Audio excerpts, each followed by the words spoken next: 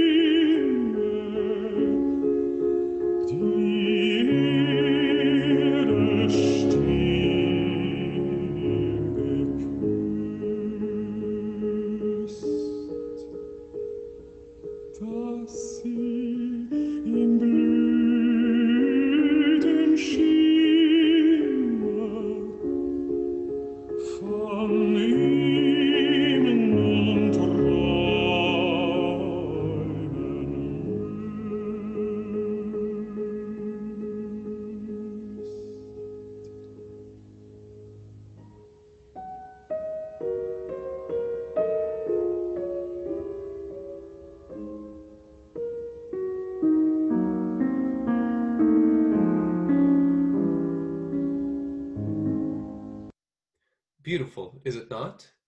So my question is, why is this song beautiful? Is it the melody? Is it the harmony? Is it the rhythm? Is it something else? Well, it's all of that and more.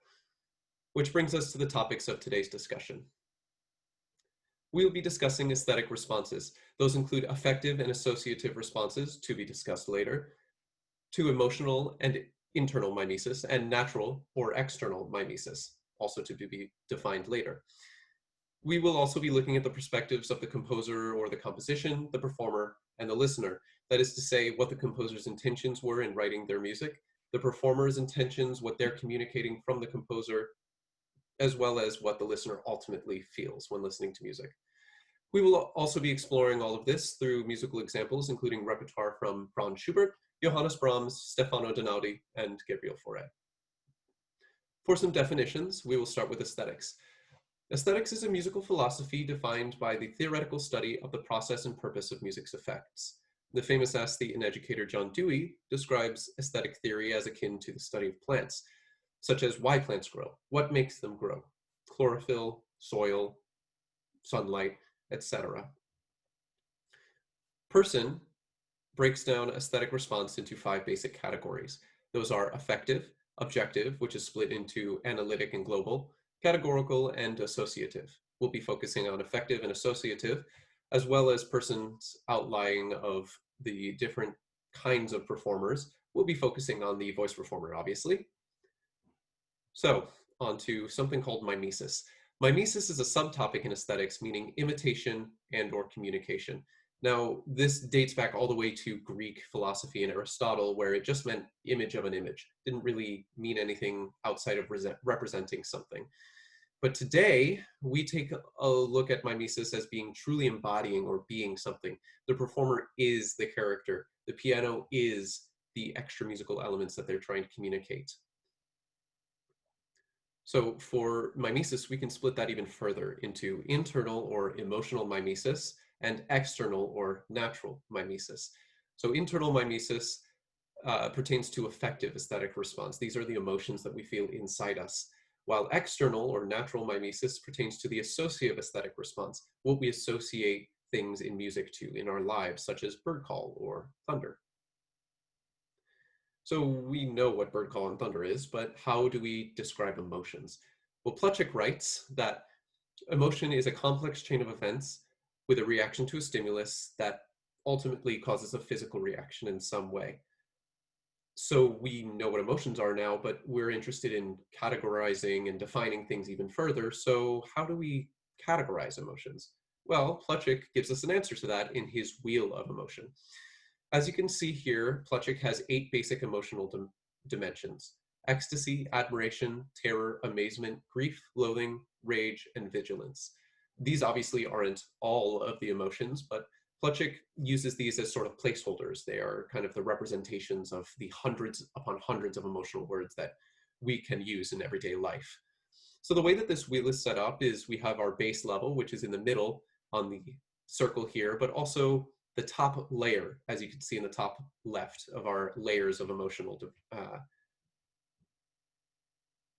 sections. And for instance, we see that ecstasy goes deeper into joy and serenity. Admiration goes into trust and acceptance. So we have that, and we also have that Plutchik has put similar emotions next to each other, such as ecstasy and admiration, as well as emotions that are contrasting to each other 180 degrees apart. We see that ecstasy is 180 degrees away from grief, and loathing is opposite admiration, while emotions that are similar to each other are next to each other, such as, again, ecstasy and admiration, and they can combine into something like love.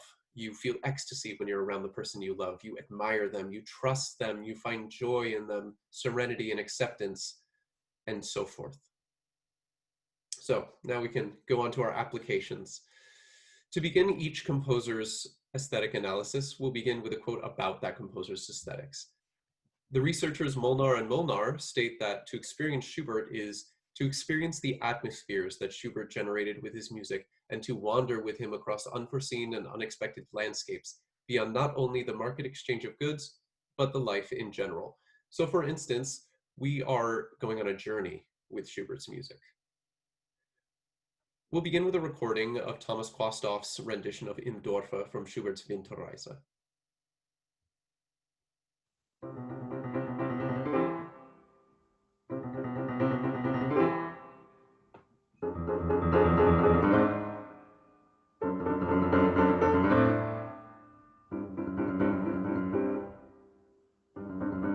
Es bellen die Hunde, es rasseln die Ketten, es schlafen die Menschen in ihren Betten.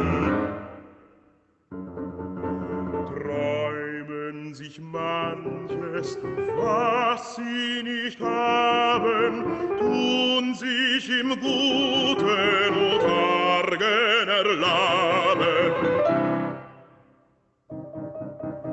Und morgen früh ist alles zerflossen.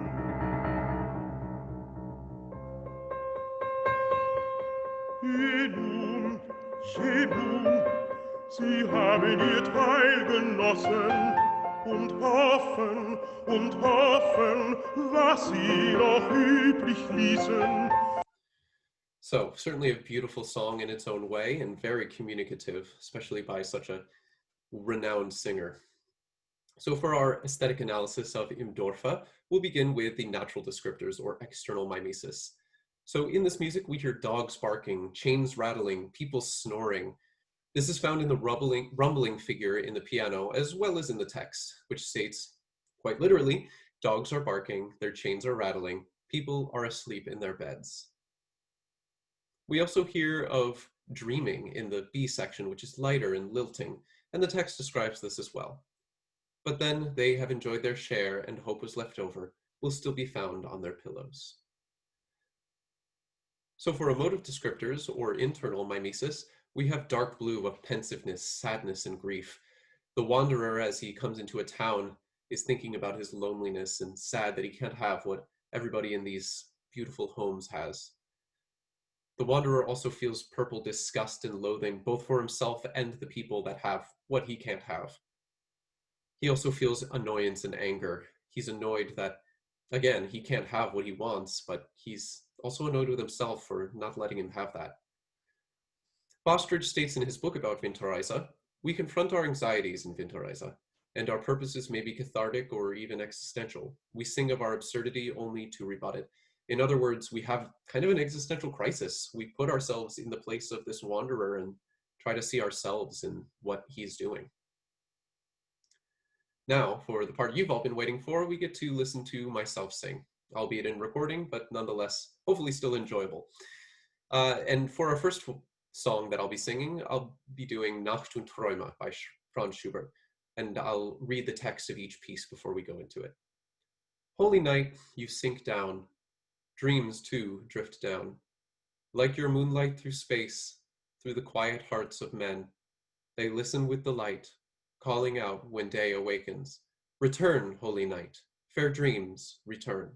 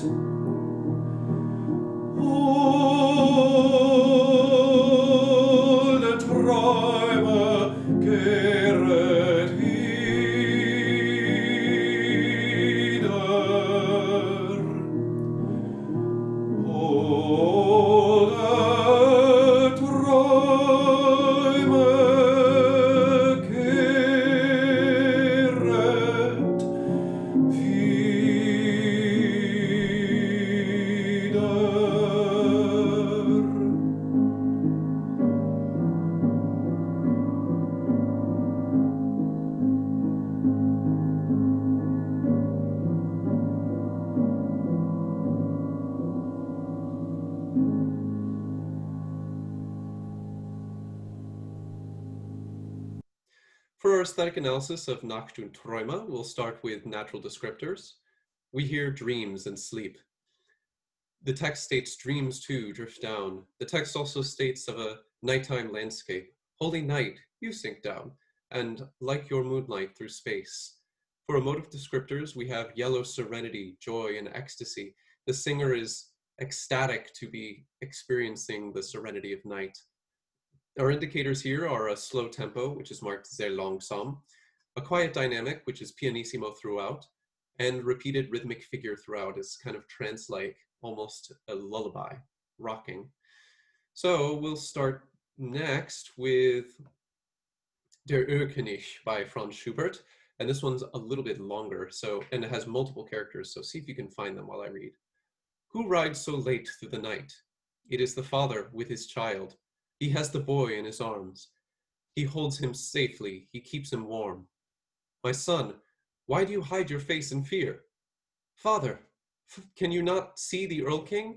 The Erlking with his crown and tail? My son, it is a streak of mist. Sweet child, come with me. I'll play wonderful games with you. Many a pretty flower grows on the shore. My mother has many a golden robe. Father, father, do you not hear what the Erlking softly promises me? Calm, be calm, my child. The wind is rustling in the withered leaves. Will you not come with me, my fine lad? My daughters shall wait upon you. My daughters lead the nightly dance, and will rock you and dance and sing you to sleep.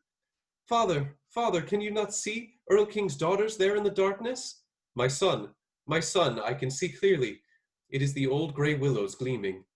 I love you, your fair form allures me, and if you don't come willingly, I'll use force. Father, father, now he's seizing me. The Erlking has hurt me. The father shudders. He rides swiftly. He holds the moaning child in his arms. With one last effort, he reaches home. The child lay dead in his arms.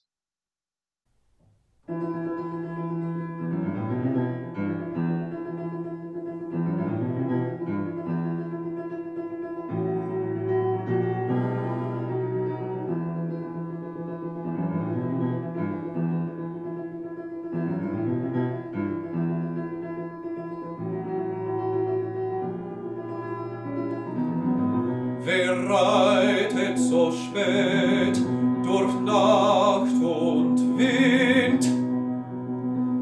Es ist der Vater mit seinem Kind. Hat den Knaben wohl in dem Arm. Fasst ihn sicher, hält ihn warm.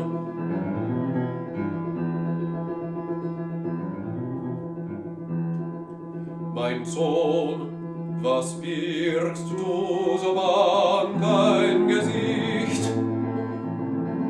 Siehst, Vater, du den Erlkönig nicht, den Erlkönig mit Kron und Schweif. Mein Sohn, es ist ein Nebelstreif. Du liebes Kind, komm, geh mit mir, gar schöne Spiele spiel ich mit dir. Manch bunte Blumen sind an dem Strand, meine Mutter hat manch Hüten gefangen. Mein Vater, und hörest du nicht, was Erlkönig mir leise verspricht? Sei ruhig, bleibe ruhig, mein Kind, in dürren Blättern säuselt der Wind. Willst, feiner Knabe, du mit mir gehen, meine Töchter sollen nicht warten schön, meine Töchter wirren den Nächtlichen rein und wiegen und tanzen und singen dich ein, sie wiegen und tanzen und singen dich ein.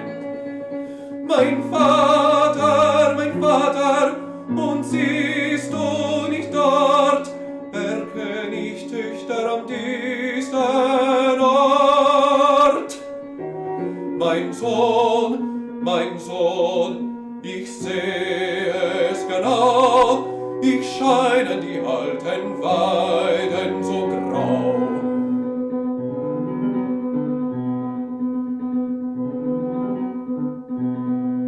Ich liebe dich mit Reiz, deine schöne Gestalt, und bist du nicht willig, so brauch ich Gewalt. Mein Vater, jetzt fasst ewiger, Erlkönig hat mir ein Leid getan. Dem Vater grauset's, reitet geschwind, hält in Armen das ächzende Kind. Reißt den Hof mit Mühe und Not, In seinem Armen das Kind war tot. All right. So for our Erlkönig aesthetic analysis, we'll begin with the external mimesis. As I mentioned earlier, there are multiple characters, 5 to be exact in this one. We have the narrator, the singer, the father, which is also the singer, the son, who is also the singer, and the Erlking, who's also the singer. So the singer has a lot of roles here. We also have the horse, which is played in the piano. Something interesting that happens here is that the composer is communicating something through the music that the poet does not necessarily state, which are something like a stormy night and a sense of urgency, as well as the agitation of the characters, according to Gibbs in his paper about the song. For our emotive descriptors, we have green apprehension, fear, and terror, which is demonstrated in the dread and horror instilled in the listener through the music, as well as the Erlking's frightening sweetness. He's almost siren-like as he tries to go after the child. Moving on to Johannes Brahms. Schnarrenberg states in his paper about Brahms's songs that Brahms seems drawn to poems that express an emotional or psychological flux, perhaps an intensification of a desire or a moment of realization. I find that Brahms crafts musical experiences which are attuned to these sorts of fluctuations in the interior life of the poetic persona. In music, we experience fine shades of movement and impediment, desire and closure, friction and disappointment, congruence and satisfaction. Language may refer to such things, but music gets us involved in the processes themselves, and close reading of the musico-poetic elements can in turn lead to a keener awareness of what we feel as we listen to, perform, and ponder the songs we love. So not only can we do this with specifically Brahms, but we can do this process, this aesthetic response process, with every song that we listen to, as long as we attune ourselves to this and analyze things through this lens. We'll begin with Von ewiger Liebe by Brahms. Dark, how dark in wood and field. Evening has already fallen, and now the world is silent. Nowhere is there light, and nowhere is there smoke. Yes, even the lark is now silent as well. Out of the village there comes a young lad, taking his sweetheart home. He leads her past the willow bushes, taking so much about so many things. If you suffer disgrace and feel dejected, if others shame you about me, then let our love be sundered as swiftly, as quickly as if we were united before. It will go with the rain, it will go with the wind, as quickly as we were united before. The maiden speaks. The maiden says, our love will not be sundered. Steel is strong and iron is very strong. Our love is even stronger. Iron and steel can be reforged, but our love, who could alter it? Iron and steel can be melted down, but our love will exist forever.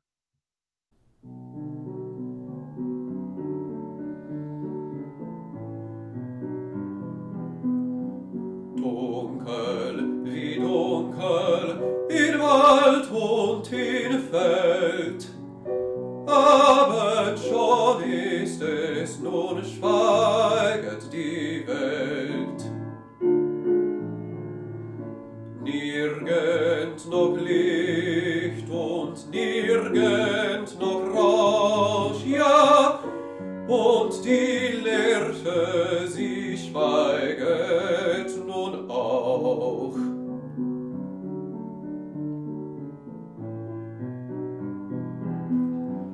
Kommt aus dem Dorfe der Bursche heraus, gibt das Geleit der Geliebten nach Haus. Führt sie am Weidengebüsche vorbei, redet so viel und so mancherlei.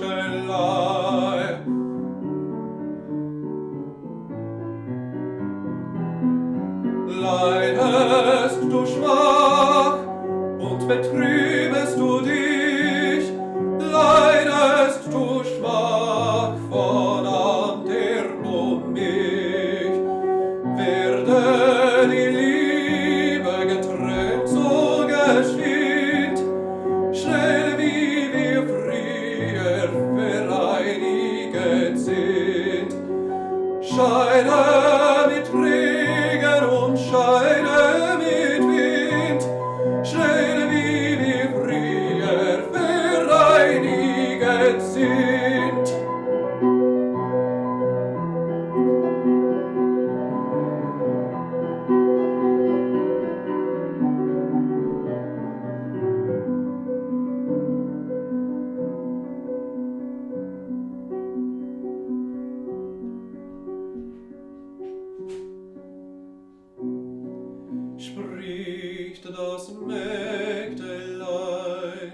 Mägdelein spricht, unsere Liebe, sie trennet sich nicht. Fest ist der Stahl und das Eisen gar sehr. Unsere Liebe ist fester noch mehr.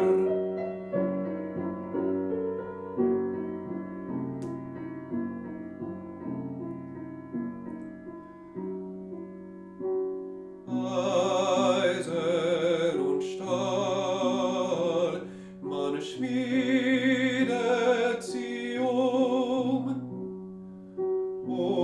unsere Liebe, wir wandelt sie Eisen und Stahl, sie können zergehen. Unsere Liebe muss selig ewig bestehen.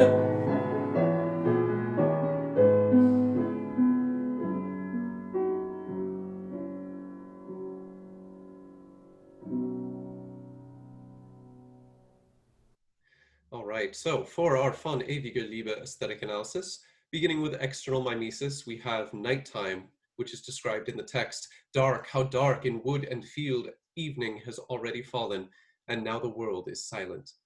This is also represented in the syncopated bass, low registers, and the minor key, which show a dark, forbidding night, according to Heather Plott. We also hear a change in speaker. We have three characters in this one, and those are the narrator, the young man, and the young woman. For the boy, the music is agitated and dark, and for the girl, there's a new tonality. It becomes 6/8 meter, and there's a new tempo. For emotive indicators, we have dark blue pensiveness and sadness as the boy is bringing his girlfriend through the woods, about to exclaim some pretty serious fears that he has. We also have apprehension and fear. This is shown in the descending sixth melody that resembles the bass line. It kind of translates to the questioning mood of the boy, according to Plott. For continuing with our emotive indicators, we have light green of acceptance, trust, and admiration of the girl, as well as yellow serenity, joy, and ecstasy. And as we saw before, these combine into love. We have the insecurity of the hollow dominant chords and the rising steps at the end of some phrases, and then the inevitable release as the girl has continually ascending phrases that turn into overwhelming emotion. So essentially, the girl is putting the boy's fears at ease. There's also a change in meter at the end, where showing that love is timeless and beyond time, as according to my own accompanist that you heard in recording, Andrew Romanek. Next, we'll be taking a look at Die Mainacht by Johannes Brahms. When the silver moon twinkles through the bushes and dusts the grass with its sleepy light, and the nightingale pipes like a flute, I wander mournfully from bush to bush. I call you, blessed then, fluting nightingale, for your beloved lives with you in one nest, and gives her singing spouse 1,000 loving kisses. Surrounded with leaves, a pair of doves coo their delight to me, but I turn away, seeking darker shadows, and a solitary tear flows. O smiling image that, like the red light of morning, shines through my soul, when will I find you on earth? And the solitary tear trembles more warmly on my cheek.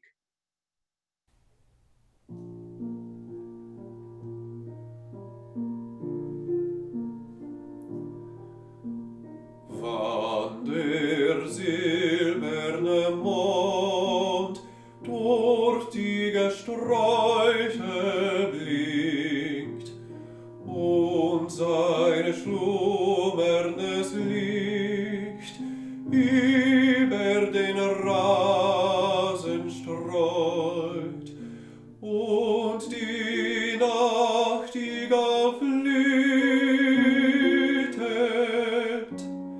wandlich traurig von Busch zu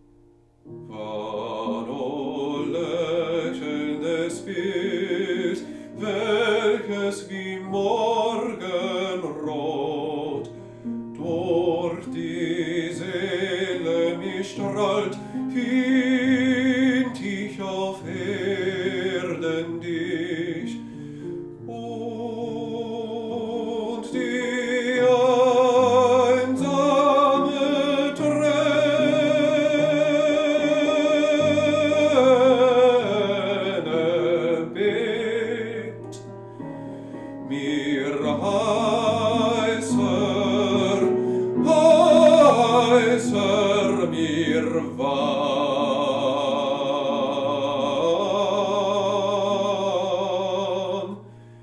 herab.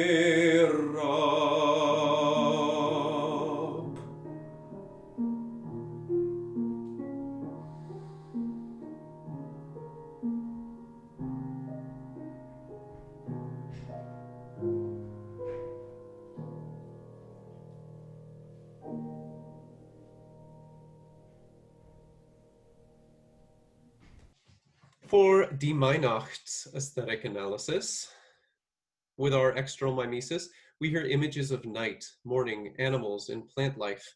We hear these in the twinkling and piping eighth notes in the right-hand piano in the A section. We also hear the fluting quarter notes in the right-hand piano in the B section.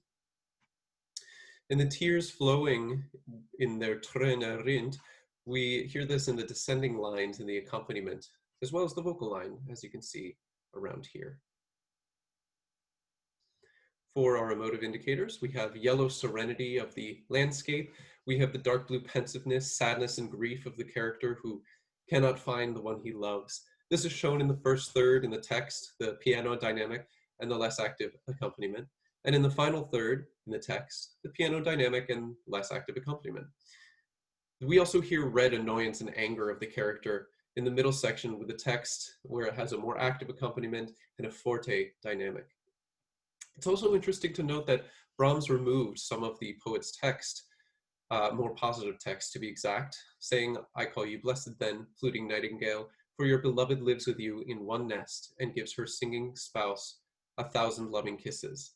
Clearly the composer's intention to have a very sad piece of music did not match up with this particular stanza in the poetry. Moving on to Stefano Donaudy. Berg states that Donaudy was a throwback to the composers of the bel canto period, who understood the human voice and knew how to craft the kind of melodic lines that made beautiful singing almost inevitable.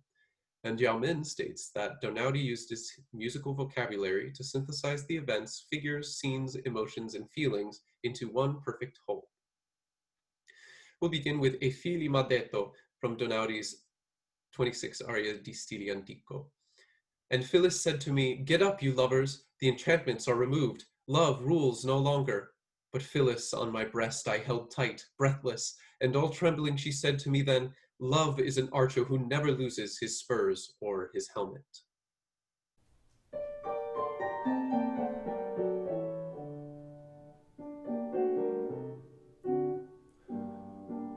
E Filli m'ha detto, levatevi amanti, son tolti gli incanti, non regna più amor, non regna più amor. Levatevi amanti, son tolti gli incanti, non regna più amore. Levatevi amanti, non regna più amore. Son tolti gli incanti, non regna più amore.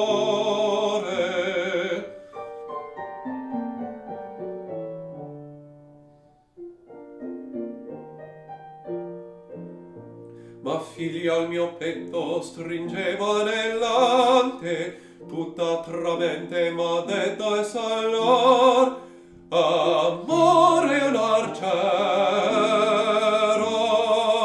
che mai perde l'ispronia il cimiero. Ma Filli al mio petto stringeva nell'ante, tutta tramente m'ha detto e salor, amore è un arciero, che mai perde l'ispronia il cimiero.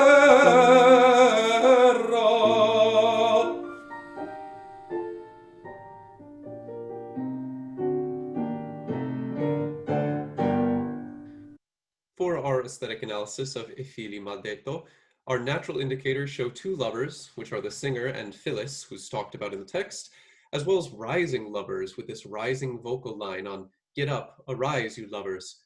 We also see love as an archer or Cupid in the stretched lento and an arciero, drawing of a bowstring almost. For our emotive indicators, we have red annoyance. Phyllis clearly wants people to be free from love, thinking it's very annoying. But we also hear yellow joy and orange interest and anticipation, which kind of show an optimism for love. This is shown in the energetic exclamatory music, as well as numerous ritardandi throughout the music that give it more of a push and pull of anticipation moving back and forth. Next, we have Sorge Sol Che Fai Tu from the same set by Donaudy. The sun is coming up. What are you doing? What are you doing up there? If you are sleeping, wake up. It is spring. If you are awake, get up, come to rejoice. The sun is coming up. What are you doing? What are you doing up there? The time has come to run again through fields shining with 1,000 colors, to send forth songs, to gather flowers, to drink along the brooks, to have in your heart the joys of love. The sun is coming up. What are you doing? Come to rejoice, since if you don't come, the flowers won't bloom.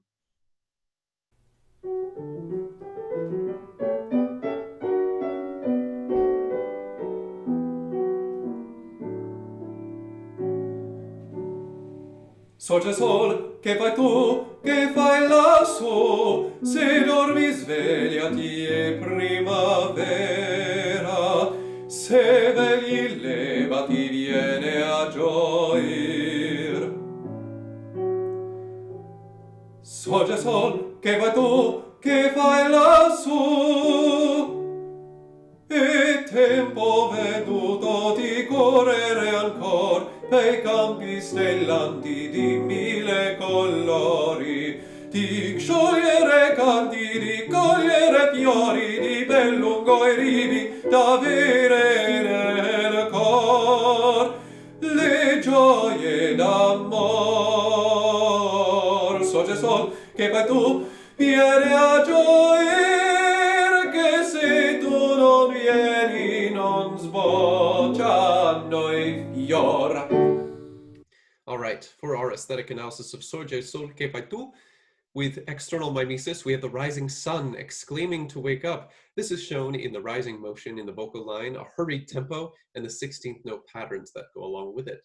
We also hear a starry, colorful field in the text. The time has come to run again through fields shining with 1,000 colors. This is also shown in the dolce or sweet expression marking, longer phrasing, and more romantic lines. For our emotive indicators, we have light blue of surprise, amazement. The singer cannot believe that the other person is not awake. There's a faster tempo, and of course, the 16th notes all show agitation and surprise.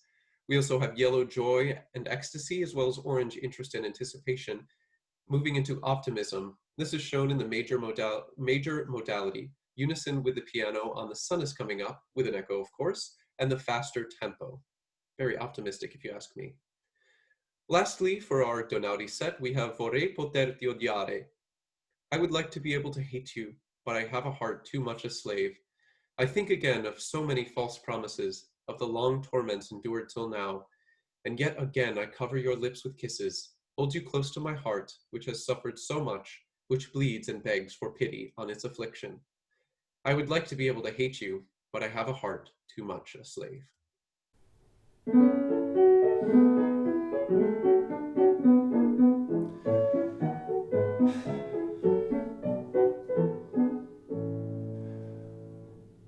Vorrei poterti odiare, ma troppo schiavo il cor. Ripenso alle tante promesse mendaci, ai lunghi tormenti durati sin qui.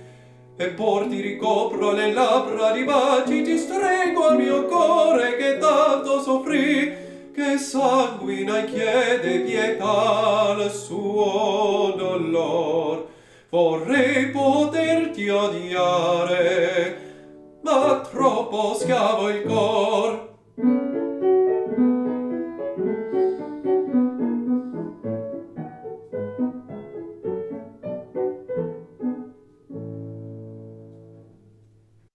For our aesthetic analysis of Vorrei poterti odiare, we'll start with external mimesis.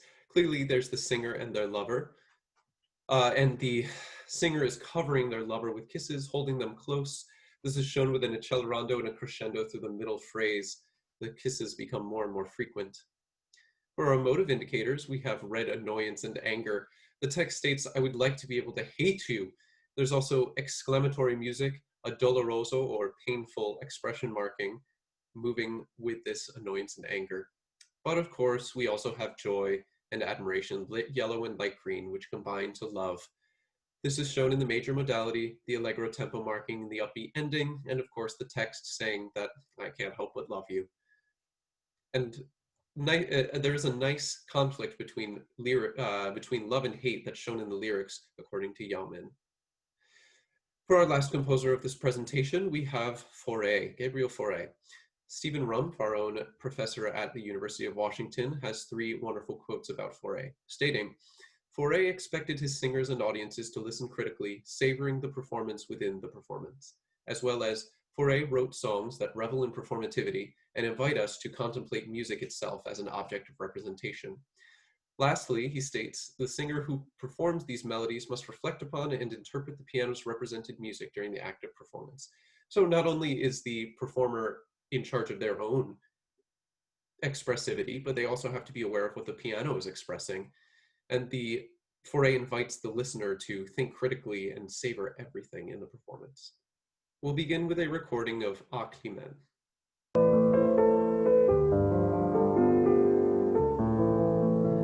Mystique Barcarolle.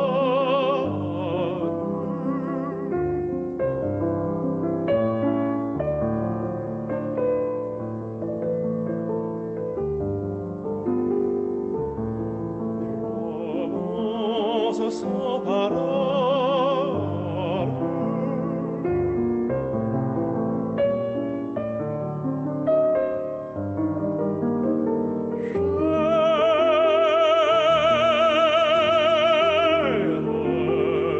Puisque tes yeux couleur des cieux, puisque ta voix étrange vision qui dérange et trouve l'horizon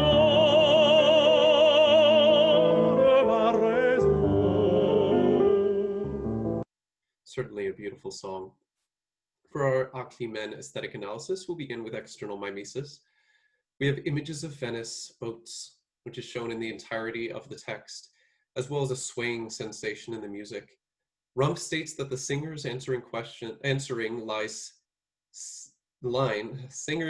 lines seek to comprehend this inarticulate yet expressive sound in the text, mystic barcarolle's songs without words. This is also shown in the meter, which is a swaying compound meter.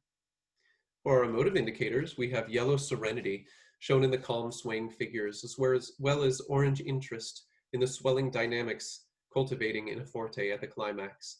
We also have light green admiration, the exclamatory singing of the text.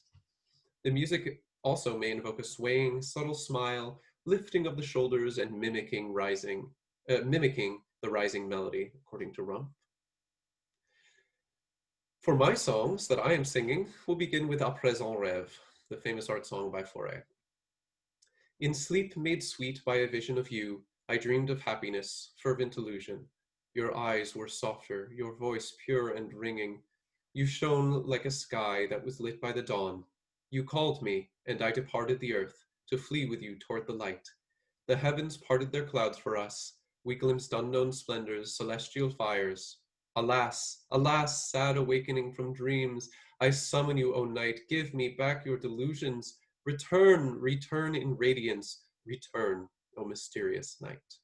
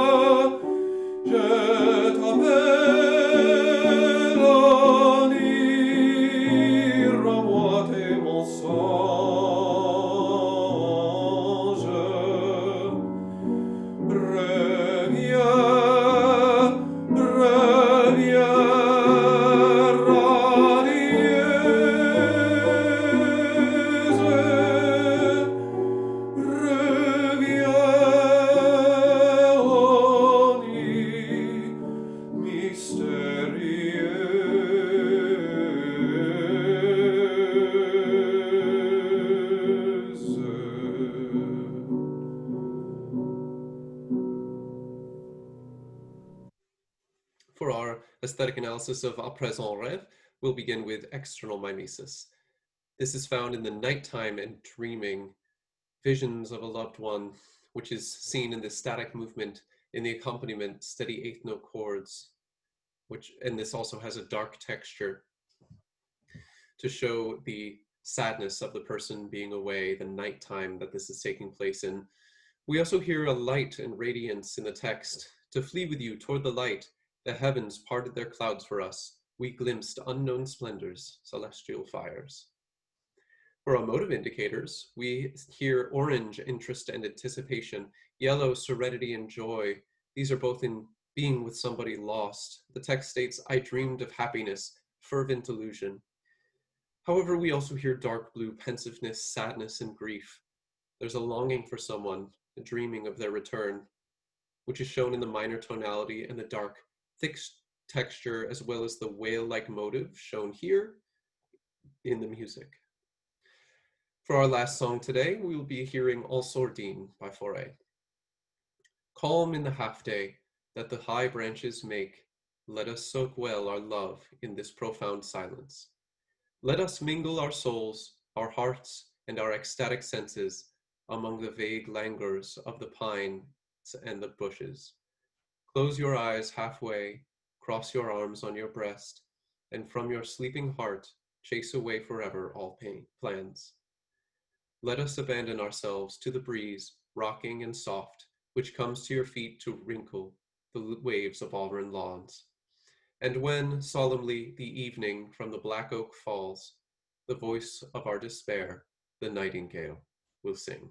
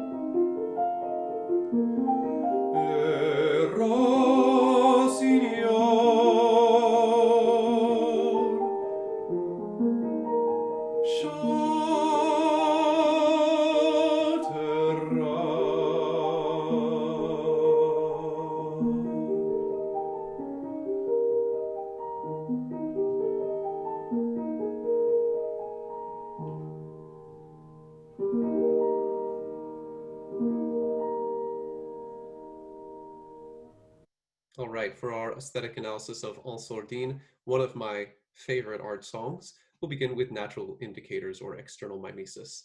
Here we hear the calm environment of the trees. This is shown in the text. We also hear the breeze, which is shown in the text, as well as the flowing accompaniment and quiet dynamic throughout. Something we also hear in this music is the nightingale towards the end. We hear in the text, the nightingale will sing. We also hear octaves in the right-hand accompaniment. That can be considered a bird call. For our emotive indicators, we have light green, acceptance, trust, and admiration, as well as yellow, serenity, joy, and ecstasy. Of course, these combine into love. I mean, what else could be a more loving song than this one? This is demonstrated by the calm atmosphere of the text, the flowing accompaniment, and the quiet dynamic. We also have the orange of interest and anticipation. On page 3, there's a crescendo to a mezzo forte, and on page 4 to 5, we have a crescendo to a forte and a slight accelerando, building this anticipation until it's released in the climax. For the ending of this presentation, I would like to offer 2 quotes. First by John Dewey. The answers cannot be found unless we are willing to find the germs and roots in matters of experience that we do not currently regard as aesthetic. Having discovered these active seeds, we may follow the course of their growth into the highest forms of finished and refined art. In other words, we have to keep pursuing what we hear in music to really understand what it means. Lastly, I would like to read a quote from Hodges and Wilkins to neurological researchers. No matter the difference of age, gender, ethnicity, socioeconomic status, or any other real or perceived variable, at heart, we are united by the fact of being human. Music has the capacity to tap into this central aspect of humanity to reveal, explore, and share what it is that makes us both corporately the same and yet uniquely individual. I believe this quote speaks for itself. Conclusions and final thoughts. Aesthetic theory and analysis help us connect to music more personally and accurately. This is integral to being a performer and to being a listener and to being a composer. We need to understand music on its deepest levels and what it means to both us and what the intentions were of the music itself. This can be found in mimesis, both internal and external. This is only one facet. There's much more to aesthetics to study and look through. And of course, this is found through musical elements such as melody, harmony, vocal line, accompaniment, rhythm, meter, modality, text, and pretty much any other musical element you can think of. As performers, it is important to be aware of the relationship between composer, performer, and listener. Without being aware of these intentions and relationships, we cannot fully understand what the music is communicating. And for further research, obviously, we need to look into other styles and genres. Romantic music is not the only music out there, and this research can be applied to many, many other styles. Finally, thank you for coming to my recital.